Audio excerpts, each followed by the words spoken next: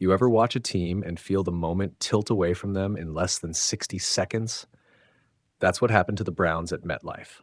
Two kicks, two touchdowns, two seismic little events that rewrote the game's script before anyone had a chance to breathe. By the time Cleveland realized the scoreboard was lying, the noise in the stands had already turned from possibility to panic. Let's paint the picture. Kickoff, ball in the air, a seam opens, and Kinyanwangwu bursts through like a man who had a map and the rest of the world didn't. 99 yards later, the game that was supposed to be about who could sustain anything became about who could survive the surprise. Then the punt return. Isaiah Williams scoops and goes 74 yards, and suddenly you have history on the field. 2 returned TDs in a single quarter. The Browns had just become the team on the wrong side of a rare stat line, and the rest of the afternoon felt like damage control. That's the short version. The longer version, the one that keeps coaches up at night, is about process. Special teams shouldn't be a roulette wheel. They are supposed to be the tidy places where coaching and fundamentals show up. When returns happen like that, you don't just lose yards, you lose the quiet confidence that lets an offense methodically erase a deficit. Stefanski's message after the game was not theatrical. We can be way, way better. That's coach speak for a system that failed in very public, very painful ways. And this is where the double trouble comes in. Because while the special teams meltdown is headline making, it's the quarterback situation that's been simmering all season like a pot left on too high heat. Dillon Gabriel, the rookie starter, had an uneven afternoon. 2 touchdowns that suggest potential and 6 sacks that read like a structural indictment. 17 completions on 32 attempts, flashes of accuracy, flashes of a young man trying to be smarter than his protection. That pattern leaves coaches with a maddening choice. Stick with the developmental plan or rip the bandage off and try something new.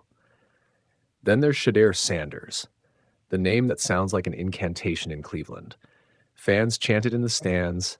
They type it in comment sections like a prayer. He's the tantalizing alternative. College pedigree, big play profile, a narrative that reads like instant vision. But the coaches have resisted. Stefanski's answer hasn't been a shutdown so much as a steadying hand. We are committed to getting better as an offense. Dillon is committed to improving. In public, that's support. In private, it's a countdown. Because patience has a half-life in the NFL, and when you collect losses, fans replace patience with demand. Understand both impulses for a second. From the fan side, why not Shedeur? The offense has been sputtering. The roster looks brittle. Why not see what the rookie can do? It's a fair question. From the coach's side, imagine starting a rookie in a team that can't protect its quarterback, can't cover punts, and can't close without mistakes. That's not development. That's a crucible. You can burn a young player's confidence trying to fix a team that's actually broken elsewhere. Coaches see the scaffold, line, protection schemes, play calls, and they know one new starter, rarely on its own, rewires a whole offense. Back to the tape. The sacks are what worry you most. They aren't always blame on the quarterback. They're a map of an offensive line that is letting its tackles be overrun and a scheme that sometimes asks its young signal caller to be a hero when the plan should be simple. Will McDonald 4 in the middle, collapsing pockets, pressures that force Gabriel to shorten his reads, and receivers who aren't separating consistently, those are the small fractures that, when multiplied, make competence look like courage. And let's not forget the ugly punctuation marks. Late game penalties by the defense that handed the Jets clock and victory. Grabbing on 3rd and long, a neutral zone call on the final drive. These are the mental fouls. When you make mistakes under the tight press of the fourth quarter, it's less about physical talent and more about discipline. That's a coaching problem as much as it is a player problem. You can blame the quarterback for a turnover. You can't blame him for a shove on 3rd and 16 that hands your opponent the final breath. So what does Stefanski do? He defends his people, but there's a thinness to that defense when the tape keeps showing the same cracks. He says he believes in Bubba Ventrone and the special teams unit, and to his credit, he should. Coaches protect their staff publicly because chaos in the locker room is the one thing that compounds on-field errors. But you can also see the subtext. We have to be better. That's not a vote of confidence. That's an ultimatum. Where this gets interesting and dangerous is how the front office and the coaching staff choose to balance optics, development, and medical reality. Deshaun Watson remains an elephant in the room, a $230 million investment, rehabbing from 2 Achilles surgeries, a polarizing figure whose return would complicate the present like an arriving comet. If they open his 21-day practice window, the franchise makes a loud statement. If they don't, the window stays temporarily closed and the debate gets louder. Meanwhile, Gabriel keeps taking reps and Shedeur keeps waiting. That is a timeline that breeds impatience. Let's talk short, practical fixes that matter on Monday morning, not just the talk radio takes. First, clean up special teams fundamentals this week. Alignment, tackling in space, wedge responsibility. Those sound rote because they are. The reason they work is that they are basics. Second, protect the quarterback. Quick release concepts, max protect calls early, rollouts that reduce the center of gravity pressure on young eyes. Third, limit risk on 4th and short gambits until you can trust the line to hold up. The Browns can't afford improvisation right now. They need order. There's a human side to all this too. Gabriel is a young man learning his craft in a loud city that already has opinions on him. Shedeur is a young man bearing expectations he didn't ask for. The coaches in the front office need to protect both their dignity and their development paths. That means controlled reps, not headlines. It also means giving the defensive unit deadlines and concrete metrics. Fewer than 2 special teams breakdowns per game, fewer than 10 pressures allowed, elimination of late-game mental fouls. Those are measurable. The rest is narrative. And the fans? They want an answer now. They should. Emotion fuels fandom. But the long view often requires a colder ledger. If the Browns swap quarterbacks midstream without fixing the foundational issues, protection, special teams, discipline, they risk creating a rotating door of blame that helps no one. The easier headline is to flip the starter. The harder headline is to rebuild the thing that makes starters look good.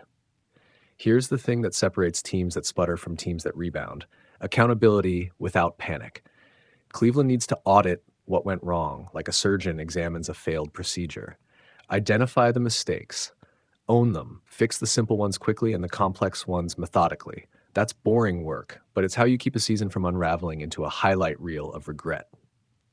Last image, imagine the Browns practice field at dawn this week. Special teams lined up, coaches with clipboards, a young quarterback taking reps under a gray sky, a veteran coach pacing and muttering to himself about assignments and angles.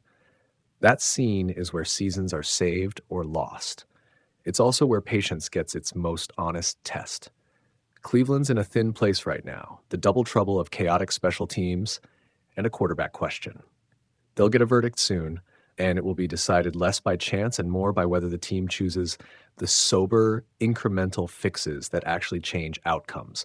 If they do that, the noise will soften. If they don't, the city will get louder, and the season will feel, in a very real way, like a clock running down. They lost 27-20 in New Jersey, and it felt less like a football game and more like a slow-motion collapse you could see coming from the locker room doorway.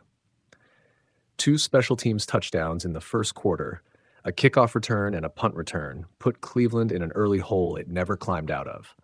The Jets' special teams flipped the field and flipped the script, and the Browns spent the rest of the day playing catch-up. Hindustan Times. You can draw a straight line from those returns to the post-game noise. Kene Nwangwu's kickoff and Isaiah Williams' punt return weren't mere highlights. They were momentum nukes. Coaches preach win the phases for a reason. Offense, defense, special teams. And when one phase self-destructs in the first quarter, the other 2 have to be flawless to overcome it. Cleveland wasn't. The blocking lanes were missed, tackling was sloppy, and a unit that's supposed to be dependable handed the Jets 2 free scores. The scoreboard reflected it, and so did the mood.